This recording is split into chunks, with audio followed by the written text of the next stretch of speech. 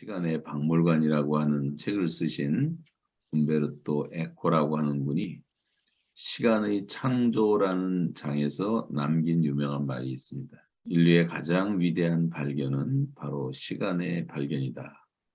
그리고 이것이 인간의 가장 독특한 문화적 특징이다. 여러분, 실제로 모든 피조물 가운데 사람만이 시간을 감지할 수 있는 능력을 가지고 있습니다.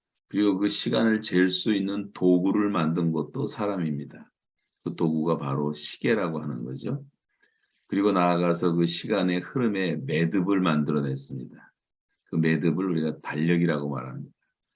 그래서 하루, 한 주, 한 달, 1년 그러면서 이제 그 시간의 매듭에다 사람들은 의미를 부여하기 시작합니다. 그래서 이제 1주년, 뭐 한 시대, 한 세기, 밀레니엄, 회갑, 희년, 뭐 수많은 이 매듭의 의미들이 다 모여져서 이렇게 만들어진 것을 우리가 역사라고 말합니다. 그런 의미에서 인간이 가지고 있는 가장 실존적이고 가장 본질적이고 가장 현실적인 자원 가운데 시간보다 소중한 것은 없죠. 많은 사람들이 시간을 금이라고 말하지만 성경은 시간을 생명이라고 말합니다. 생명처럼 소중하게 여겨라 이렇게 말씀을 하고 있습니다.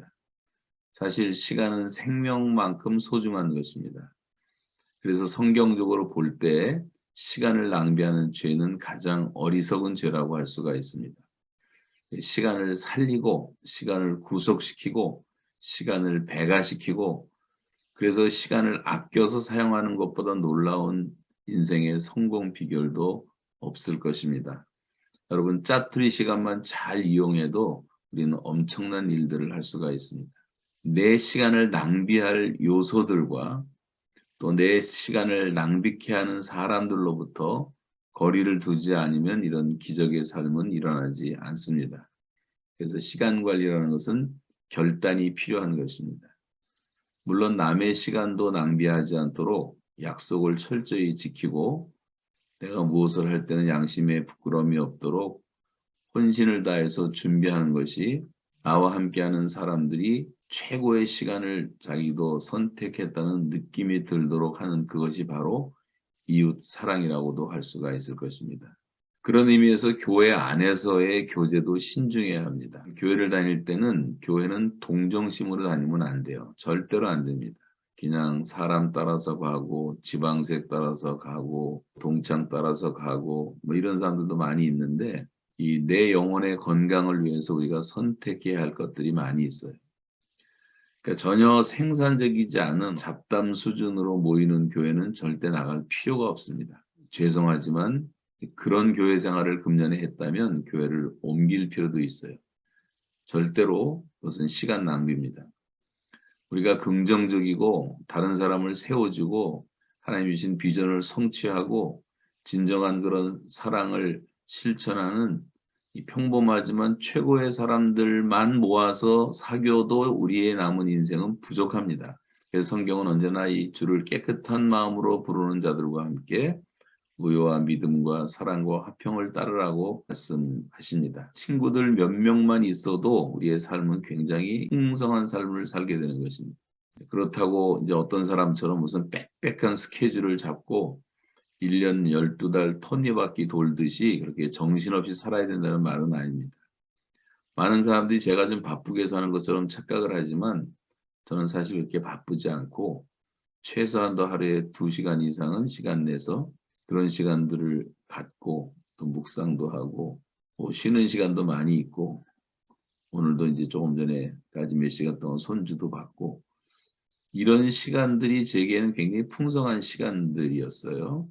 그래서 역설적이긴 하지만 때로는 거룩한 시간의 낭비도 필요한 것입니다. 우리가 1대1로 복음을 전하고 가르치고 하는 이런 시간 투자라는 것은 절대로 낭비가 아니라는 거죠. 예를 들어서 무지무지하게 바쁘게 사역하던 빌립이 갑자기 광야로 가서 한 사람에게 복음을 전하는 것이 에티오피아라고 하는 기독교 대국을 아프리카 땅에 탄생시키는 동기가 된 것을 우리는 잘 알고 있습니다. 나를 필요로 하는 누군가에게 다가가서 그를 섬기고 도왔던 시간들이 하나님이 기뻐하시는 이 거룩한 시간의 낭비가 될 수도 있기 때문에 우리 시간의 스케줄을 항상 빽빽하게 채우는 것은 좋지 않다고 생각해요. 항상 빈틈을 두고 기도하면서 성령님의 인도를 받고 의외의 장소에서 의외의 사람들을 통해서 은혜를 베풀어 주시는 하나님을 우리는 경험할 수가 있습니다. 그래서 나를 기다리는 사람들을 위한 삶의 시간과 공간을 준비하면서 하는 것은 중요합니다. 주님과 나만의 시간을 가지는 것 대단히 중요한 것입니다. 또 이제 책을 읽는 것도 중요하고 아무리 바빠도 좋은 책은 영혼의 생명소 같은 것이니까 일반적으로 보통 한 달에 한 두세 권 정도는 사람들이 책을 읽어야 된다고 말을 하는데 책이 너무나 많으니까 추천을 받아서 읽는 게 참 좋다고 생각해요.